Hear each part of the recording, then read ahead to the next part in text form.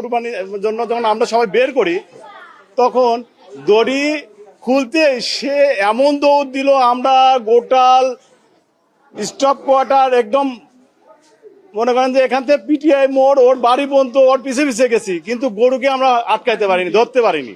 গরুর বাসায় চলে গেছে ওইটাকে 3-4 কিলো।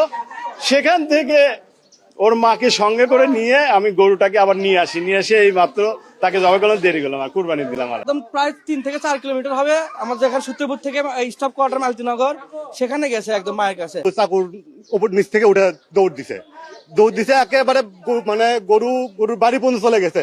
মায়ের টানে মনে করেন মায়ের কাছেই সবাই থাকতে চায়, মাল ছাড়াই আলাদা মানে কোনো সময় হয় না, ছেড়ে দিলে একসঙ্গে মায়ের সঙ্গে খায় বেড়ায়, মানে দলবদ্ধ হয়ে থাকে। এরা একা একা কিছু নিয়ে আসলে আবার রশি টসি ছিঁড়ে আবার বাসায় মায়ের কাছেই যায় তারা।